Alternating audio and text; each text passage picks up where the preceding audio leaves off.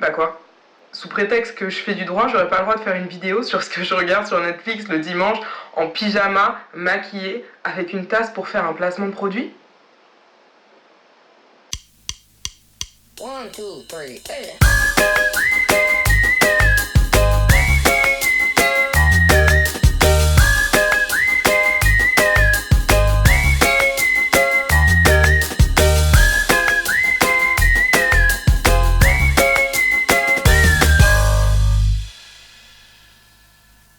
Je ne pouvais pas vous parler de Netflix sans vous parler de Suits. Ça met en scène la vie dans un cabinet d'avocats américain, cabinet dans lequel travaille Harvey Specter, un avocat charismatique, brillant, riche, bref, l'avocat parfait évidemment qui court les rues, qui va recruter un nouveau collaborateur qui est un génie du droit, qui est hyper brillant, etc.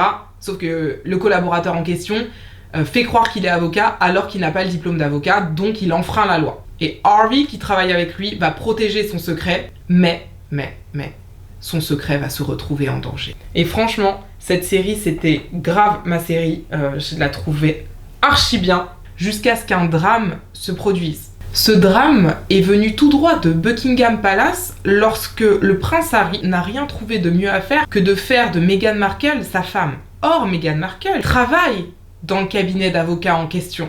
Et donc, Meghan Markle, après 7 ans de bons et loyaux services, a dit « Bon bah, j'arrête, je deviens duchesse ». La dernière fois que j'ai ressenti un sentiment comme celui-ci, c'est quand Leonardo DiCaprio est mort dans Titanic. Vous savez que 15 ans plus tard, je pense toujours qu'il va y avoir un Titanic 2 où il va ressusciter. Bah là, c'est la même chose. Quand j'ai regardé la cérémonie de mariage jusqu'au dernier moment, je me suis dit « Non, elle va dire non.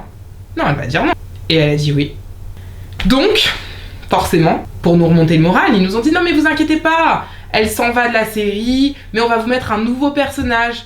Nouveau personnage qui sera incarné par Catherine Hegel, qui incarnait Lizzie dans Grey's Anatomy quand j'avais 15 ans. Et ça, c'est pas possible en fait. Tu peux pas sortir de la team médecin et arriver dans la team avocat-juriste comme ça du jour au lendemain. Moi, mon cerveau est assez fermé à ce type d'immigration. Lizzie, elle est dans la team médecin, elle est pas dans la team avocat avec Harvey. Donc je sais pas ce qu'il en est pour vous, pour ceux qui regardaient la série. Pour moi, vraiment, le départ de Rachel et Mike, c'est un drame qui fait que je ne regarderai plus jamais cette série. En revanche, ce qui est ouf, c'est évidemment Lock Up. Je pense que si je ne travaillais pas, je serais capable de passer des journées entières, de ne pas dormir pour regarder tous les épisodes de Lock Up. C'est des documentaires, des reportages qui sont réalisés à l'intérieur des prisons américaines. Vous avez plusieurs saisons tournées dans plusieurs établissements pénitentiaires, dans différents états américain. Et en fait, je trouve que c'est extrêmement bien réalisé. Ça permet aussi d'humaniser les délinquants et les criminels. Mais c'est aussi intéressant parce que ça donne à réfléchir sur notre propre système, notamment pour toutes les personnes qui se demandent si les détenus français n'ont pas trop de droits ou si les détenus français n'ont pas assez de droits, de voir ce qui se passe ailleurs. Et d'ailleurs, il y a un reportage qui est passé il y a quelques jours sur W9, je crois que c'était dans Enquête d'action, mais en fait c'est un reportage qui est très ancien et qui est disponible sur Netflix. Et dedans, en fait, vous découvrez la réalité des prisons, notamment de haute sécurité russes, qui détiennent des cannibales, des assassins, des terroristes, etc.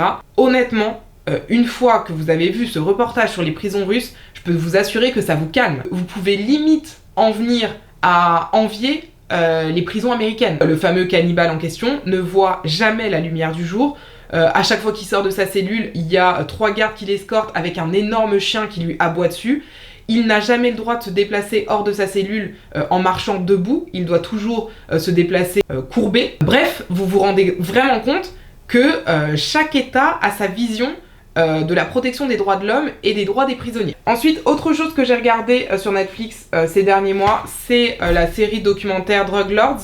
Bah, comme son nom l'indique, c'est une série, donc il n'y a qu'une seule saison pour l'instant, en 4 épisodes, qui retrace l'histoire et la vie des plus gros trafiquants de drogue connus de l'histoire. Donc par exemple l'épisode 1, c'est l'épisode sur Pablo Escobar. Pour ceux qui ont vu Narcos, vous me direz que l'épisode sur Pablo Escobar n'apporte rien, effectivement, tout simplement parce que de toute façon la vie de Pablo Escobar, c'est la vie de Pablo Escobar. Qu'on la fasse 1 fois, 2 fois ou 100 fois, sa vie, c'est sa vie. Mais pour moi, tout ce qui est trafic de drogue, etc., c'est comme les reportages sur les prisons. Il peut y en avoir 10 dans une journée, je vais regarder les 10, tout simplement parce que c'est ma passion. Donc voilà, donc si vous aussi vous êtes passionné des reportages sur les trafiquants de drogue, il faut regarder Drug Lords.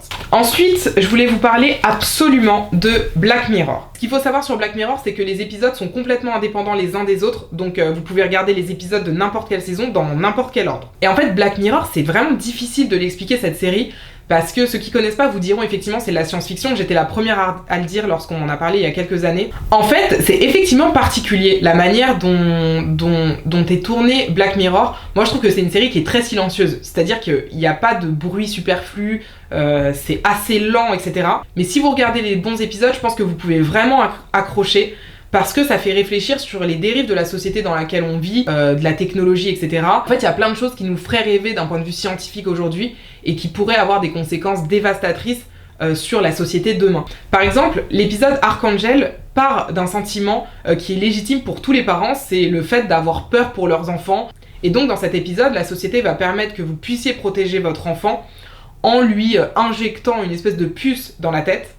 Et cette puce va vous permettre de contrôler ce que votre enfant peut voir ou ne pas voir. C'est-à-dire que tous les contenus violents, les contenus à caractère pornographique ou les contenus qui sont susceptibles d'être dangereux ou de faire peur à votre enfant, vous allez pouvoir décider que votre enfant ne les voit pas. Ça veut dire que quand il passe dans la rue, qu'il voit un chien lui aboyer dessus et que c'est susceptible de lui faire peur, en fait, ça va brouiller l'image. Donc l'enfant n'a pas peur puisqu'il ne voit pas le chien lui aboyer dessus. Et donc de prime abord on peut se dire ouais mais la mère elle pense faire du bien à son enfant parce que ça la protège du danger, ça la conserve en sécurité, bref, a priori c'est plutôt bien. Sauf que allez regarder. Le documentaire sur les attentats de novembre 2015 qui ont frappé Paris, je le sais, j'ai lu énormément d'articles de presse là-dessus, la critique a été assez bonne. Personnellement, j'ai pas trop accroché. C'est juste que je m'attendais pas à ça, sûrement, en regardant le reportage. Je pensais que c'était un documentaire ou un reportage sur les attentats de novembre 2015, alors qu'en réalité, c'est une succession de témoignages de victimes et d'institutionnels. Alors oui, ça fait du bien de voir des victimes, des survivantes qui essayent d'être positives, qui essayent d'aller de l'avant, qui essayent de s'en sortir et qui témoignent. Mais d'un autre côté, il y a eu certains moments où moi je me suis sentie un petit peu mal à l'aise face à ce reportage. Il n'y a pas d'images morbides avec des corps, du sang partout, etc. Mais c'est vrai que parfois la parole peut autant choquer ou perturber en tout cas qu'une image. Vous pouvez quand même aller regarder comme ça, après vous pouvez me dire si vous êtes d'accord avec moi ou pas. Ensuite, c'est l'émission The Push. C'est en fait une émission anglaise dans laquelle une personne va être piégée et va être incitée à commettre un meurtre. En fait, la personne est filmée en caméra cachée, elle pense participer à un véritable gala de charité. Elle est entourée d'un certain nombre de personnes qui sont en réalité des acteurs. Cette personne va assister à la mort d'un homme juste avant l'ouverture du gala. Et l'enjeu, c'est justement de voir jusqu'où est capable d'aller la personne qui est piégée pour dissimuler la mort de cet homme et pour se protéger. Et on va l'inciter à commettre un certain nombre d'actes. Ça va commencer par de petites infractions un peu contraires à la morale. Et ça va aller jusqu'à quelque chose de très grave, puisqu'on va lui suggérer qu'elle doit pousser quelqu'un dans le vide pour ne pas que cette personne témoigne. Cette expérience, elle a été menée avec 4 ou 5 personnes, je sais plus, et donc sur ces 4 ou 5 personnes, vous allez avoir des gens qui vont pousser et des gens qui ne vont pas pousser. Personnellement, je trouve cette émission nullissime, mais vraiment nullissime. D'abord, je pense qu'il n'y a pas besoin de faire une émission de télé pour savoir que dans la vie, n'importe qui a un potentiel criminel. C'est une fausse idée de croire que les prisons seraient remplies de personnes nées meurtrières ou nées criminelles. Et en plus de ça, je pense aussi à l'impact psychologique que ça peut avoir sur les personnes qui ont été piégées, puisque pour celles qui ont décidé de pousser quelqu'un dans le vide, ça veut quand même dire qu'elles ont décidé de tuer quelqu'un. Une fois que la caméra cachée est finie, qu'on lui dit bon c'était un jeu, c'était une blague, etc.